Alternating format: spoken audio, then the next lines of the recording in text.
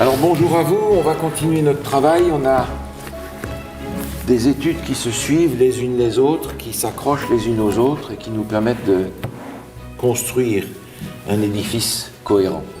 On va continuer aujourd'hui. La dernière fois, on a parlé de la justification. Cette fois-ci, on va reprendre quelques textes qui sont en rapport avec la sanctification pour nous mettre les idées bien claires sur ce processus-là. Tu veux prier avec nous, s'il te plaît? Oui. Merci Seigneur pour l'occasion que nous avons pour être ensemble ici. Et on vous remercie pour votre parole qui nous éclaircit beaucoup de sujets. On vous demande d'être avec nous maintenant. Aide-nous à comprendre et à être capable aussi d'appliquer toutes les choses qu'on apprend. Et on vous demande toutes ces choses-là au nom de Jésus. Amen. Amen. Merci bien. Pour commencer, je vous propose de reprendre le texte qu'on avait lu dans Romains, Épître aux Romains, chapitre 6, où on avait en un seul verset les grandes étapes que nous avons déjà vues. Romains, chapitre 6, le verset 22. Romains 6, verset 22. Paul, tu peux nous lire le verset 22, s'il te plaît? Oui. Mais maintenant, étant affranchis du péché et devenus esclaves de Dieu, vous avez pour fruit la sainteté et pour fin la vie éternelle. Merci. On a travaillé sur la notion de justification qui est au début du texte. Vous avez pour fin la sainteté, le résultat, qui s'appelle aussi dans les Écritures la sanctification.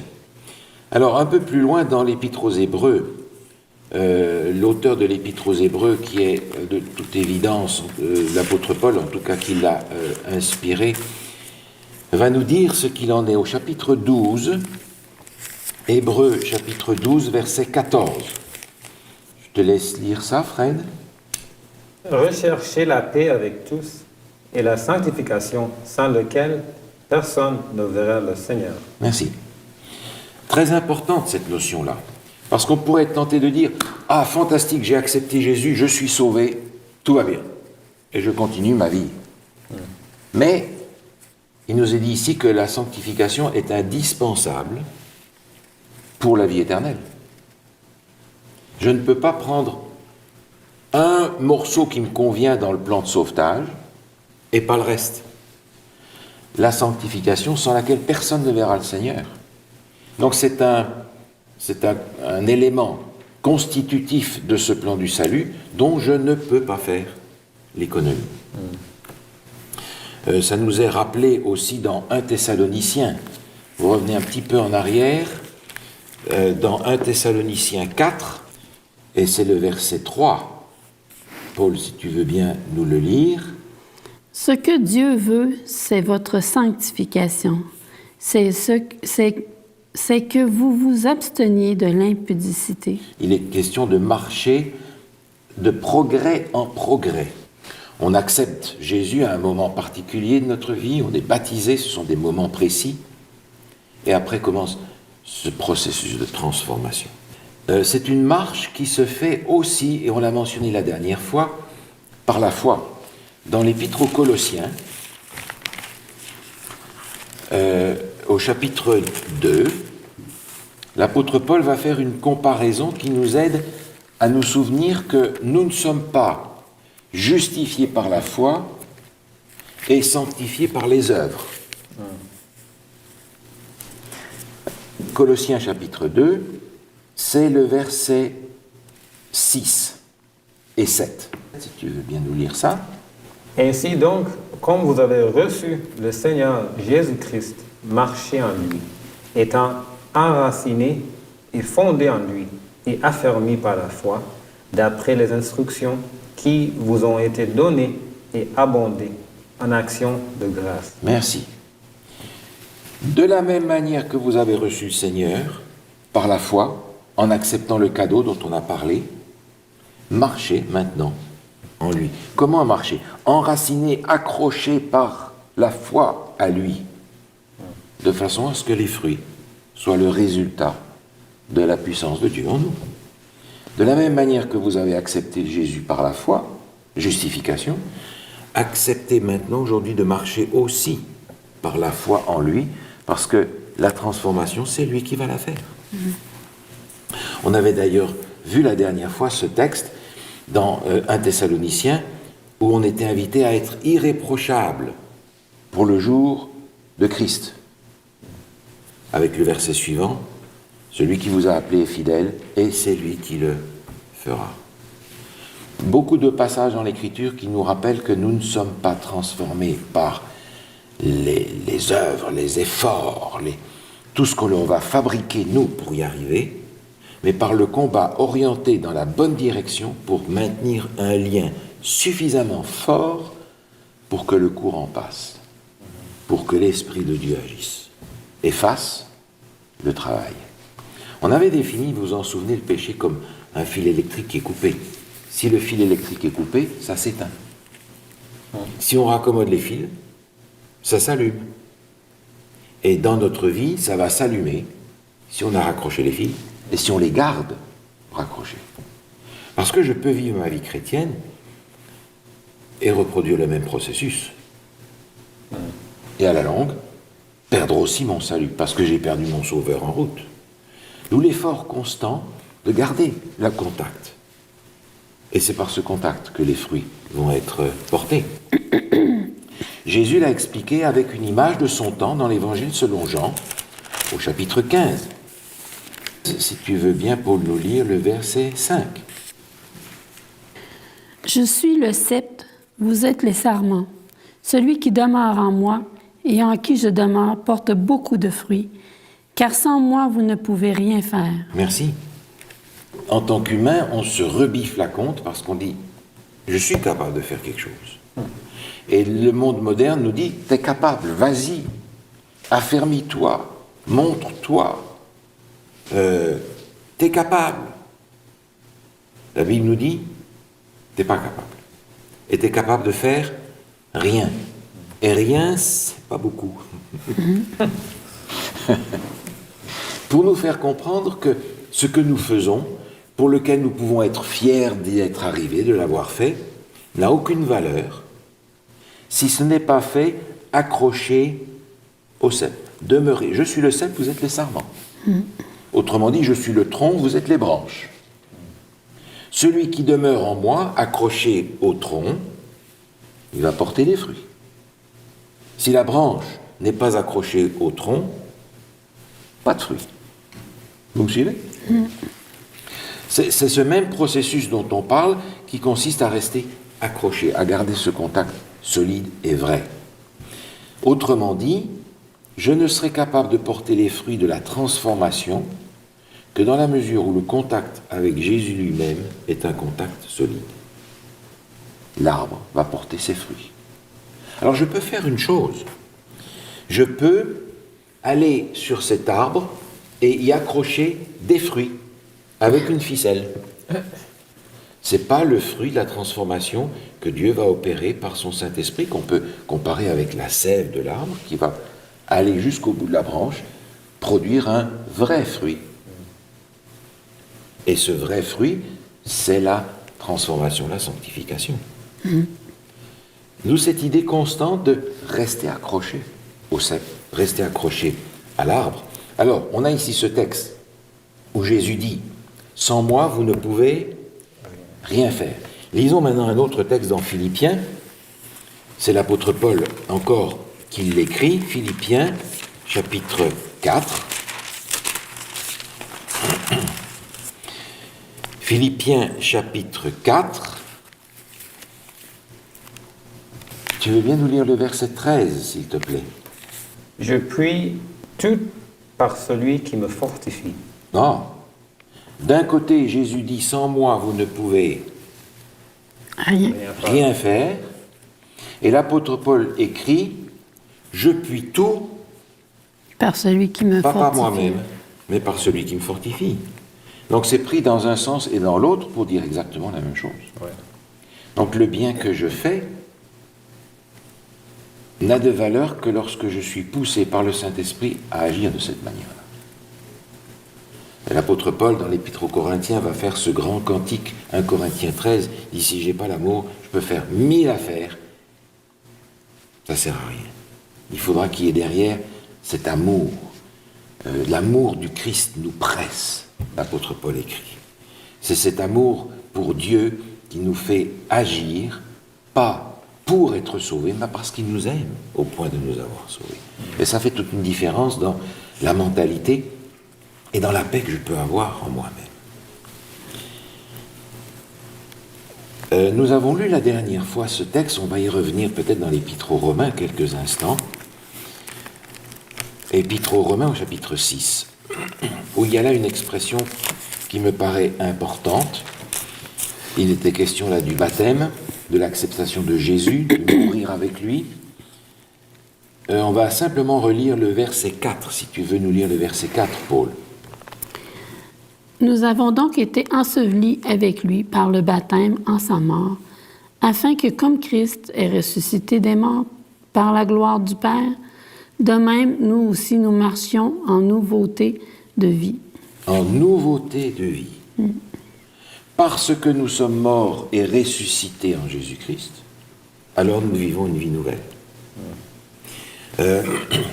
Jésus n'a jamais ressuscité des malades. Vous avez remarqué ça? Jésus ne peut ressusciter que des morts. Ça veut dire, autrement dit, que pour que je puisse être véritablement ressuscité en Jésus-Christ, avoir cette vie nouvelle, il va falloir que tout un tas de choses qui me sont propres, qui me sont chères, les choses auxquelles je tiens, mon ego, etc., disparaissent. Cette notion d'humilité qui est si difficile à faire grandir en chacun de nous. De reconnaître que je ne suis finalement rien. Nous sommes ici, mais il ne faudrait pas grand-chose pour qu'on disparaisse. Il n'est pas grand-chose. Et je ne suis pas grand-chose parce que je n'ai ma vie et la vie éternelle que et uniquement par la grâce de Jésus-Christ. Alors, dans ce sens-là, cette nouveauté de vie ne va venir que dans la mesure où, étant d'accord de mourir moi-même, intérieurement à tout ce à quoi je tiens et qui n'est pas le reflet de Jésus, il puisse me ressusciter, me donner une vie nouvelle. Ça ne veut pas dire de rien avoir à nous, mais c'est-à-dire de ne pas mettre en premier toutes les choses qui nous entourent, mais vraiment mettre le Seigneur en premier. Oui. Puis... Et notre prière, avec le temps, peut changer énormément parce que j'ai souvent prié en disant « Seigneur, donne-moi ça ». Et puis je me suis rendu compte, avec le temps, que heureusement qu'il n'avait pas exaucé ma prière, parce que ça n'aurait pas été formidable. Alors, avec le temps, je me suis dit, voilà Seigneur, regarde, j'ai devant moi 4 possibilités. Celle qui me plaît le plus, c'est celle-ci. Mais je préfère que tu me conduises vers la possibilité 1, si toi tu sais que c'est la bonne, parce que moi je ne connais pas la fin dès le commencement. Même si j'ai cette préférence-là, je ne sais peut-être pas ce qui est derrière. Toi tu sais. Donc je préfère ton choix, là où tu me conduis, et si tu vois que ce que je préfère n'est pas bon, ferme la porte. Ferme cette porte, pour que je n'y aille pas. Et c'est une manière de mourir à soi-même et de dire ma préférence est là, mais j'attends que Dieu m'inspire pour savoir où je dois aller. Nos prières, Dieu les entend, et quand on accepte sa volonté, c'est une démarche de foi pour le laisser conduire. C'est parfois dur, c'est parfois très difficile, mais c'est ce à quoi il nous invite. Donc vous voulez nous dire, c'est pas toujours facile à commencer cette démarche, c'est pas toujours facile à continuer dans la démarche, Non. mais quand même, à la fin, c'est toujours la joie inexprimable. C'est quelque chose à tenir. On avait parlé de ça en parlant de l'histoire de Job, où Dieu disait finalement à Job, entre autres termes, on avait vu aussi par la réponse que Paul avait comprise dans 2 Corinthiens, c'est que Dieu me dit, écoute, marche avec moi fidèlement, peut-être sans comprendre, pendant les 90 années de ta vie, ou 95 ou 100. Et parce que tu peux faire ça, Moi, je te donne l'éternité. Mais ça ne se compare pas. Non. Dieu me dit, écoute, tu es dans un monde de péché, serre les dents pendant 90 ans, fais confiance de ce que je vais faire pour toi, mais ce que je vais faire pour toi, tu sais ce que c'est. C'est la vie qui ne finit jamais, là où le péché n'existe plus. Ça aussi, that's a deal. C'est pas comparable. Non. Mais c'est parfois une vie chrétienne difficile parce qu'on va parfois même avoir des gens qui nous sont proches et qui vont lutter contre nous parce qu'ils nous disent mais ça n'a pas de sens. Ça a du sens dans les Écritures, mais pas nécessairement dans la tête de l'homme. Vous savez, les leçons que j'ai bien apprises de mes parents, c'est celles qui étaient accompagnées d'une bonne fessée pour faire circuler le sang et éveiller l'esprit. Et parfois, dans notre vie chrétienne, c'est la même chose. Je propose un autre texte dans l'Épître aux Galates. Galates, chapitre 5. On va lire dans le chapitre 5 les versets 4 à 6. Tu veux nous lire ça, Paul? Oui. Vous êtes séparés de Christ, vous tous qui cherchez la justification dans la loi. Vous êtes déchus de la grâce. Pour nous, c'est de la foi que nous attendons, par l'Esprit, l'espérance de la justice. Car en Jésus-Christ, ni la circoncision, ni l'incirconcision n'a de valeur, mais la foi qui est agissante par la charité. Merci. Un texte ici qui est très intéressant parce qu'il faut prendre tout ça ensemble. Et quand je cherche à être juste par une obéissance mécanique, technique, je n'arrive qu'à ce que les pharisiens du temps de Jésus faisaient. Mais il dit, c'est pas de cette loi qu'il est question, parce que plus loin il va dire circoncision, incirconcision, ça c'est la loi juive. Mais la loi de Dieu demeure. Les 10 commandements demeurent. C'est l'expression du caractère même de Dieu. Comment est-ce qu'on va y arriver? Par la foi agissante par l'amour. Alors je peux me dire, ah bon, il faut que j'observe les 10 commandements maintenant. Maintenant que j'ai accepté Jésus, il faut que j'observe les 10 commandements à la lettre. Mais c'est pas ça que Dieu me dit de faire. Les 10 commandements commencent par « Je suis l'Éternel ton Dieu qui t'ai fait sortir du pays d'Égypte, de la maison de servitude. Tu n'auras pas d'autre Dieu devant ma face. » Les 10 commandements commencent par le rappel que Dieu nous a sauvés d'abord. Et que c'est en conséquence de ce salut que je vais pouvoir observer les 10 commandements par amour pour Dieu. Si c'est pour une autre raison, ça n'a aucune valeur. Aucune valeur. Dans le même chapitre, un peu plus loin, au verset 16, il y a cette formule, Galates chapitre 5, verset 16, où l'apôtre Paul dit « Marchez selon l'esprit, et vous n'accomplirez pas les désirs de la chair. Animés du Saint-Esprit, l'action va se produire en moi. » C'est la transformation dont on parle. Pour rester dans la même épître aux Galates, au chapitre 2, l'apôtre Paul a aussi là une formule très forte. Au verset 20, si tu veux nous lire, Galates 2, verset 20. J'ai été crucifié avec Christ, et si je vis, ce n'est plus moi qui vis, c'est Christ qui vit en moi. Si je vis maintenant dans la chair, je vis dans la foi au Fils de Dieu, qui m'a aimé et qui s'est livré lui-même pour moi. Merci. J'ai été crucifié avec Christ. J'ai accepté d'abandonner tout ce qui est une entrave dans ma relation avec Christ. Mais aujourd'hui, l'apôtre Paul dit, ce n'est plus moi qui vis, c'est Christ qui vit en moi. Et quand on réalise ça, Fred, on a cette joie et cette paix dont on parlait tout à l'heure, qui ne va pas nous empêcher de pleurer dans les épreuves, mais qui ouvre cette perspective extraordinaire, qui est une promesse de Dieu que l'on a dans Jean, chapitre 14, où il est dit, Jésus dit à ses disciples, je ne vais pas venir vous laisser orphelins, je vais venir, le Père et moi, je vais venir à vous. Comment? Par l'action du Saint-Esprit.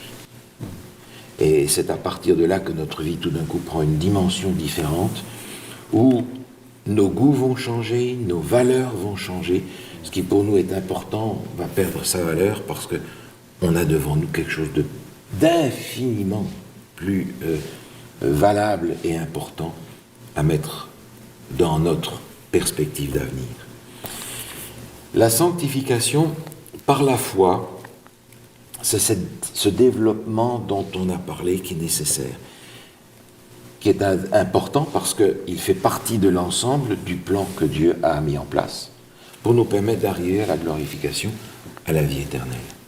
C'est une marche avec Dieu, c'est un parcours de tous les jours, c'est une réévaluation de nos priorités, de ce qui pour nous est important.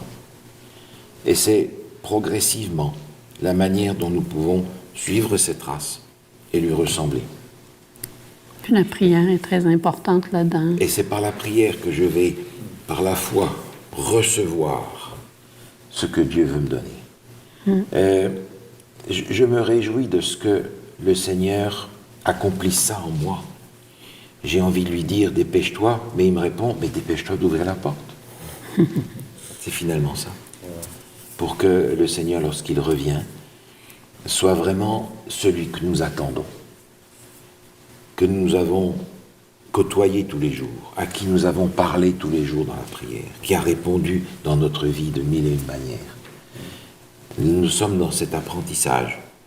Et finalement, on avait lu ce texte où Jean disait « Vous avez la vie éternelle ».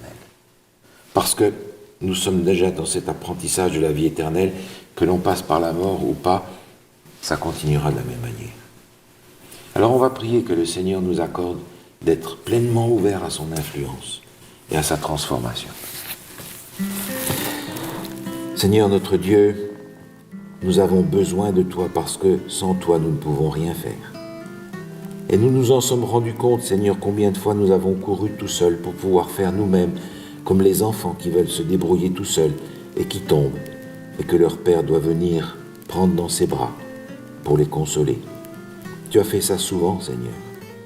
Et nous voudrions que tu nous apprennes à marcher dans tes traces, à chercher auprès de toi cette présence, à nous ouvrir à l'action de ton Saint-Esprit et à marcher dans une vie nouvelle, différente. Cette vie nouvelle qui nous épargne toutes les misères et les difficultés que le monde place souvent sur notre chemin, avec une nouvelle perspective, la perspective de la vie éternelle avec Jésus, dans un monde reconstitué et recréé selon le plan originel que nous avons perdu. Merci Seigneur pour ce plan du salut. Merci pour cette patience que tu as envers nous. Merci pour Jésus, notre divin Sauveur. En son nom nous te prions. Amen. Amen. Merci bien. À la prochaine fois.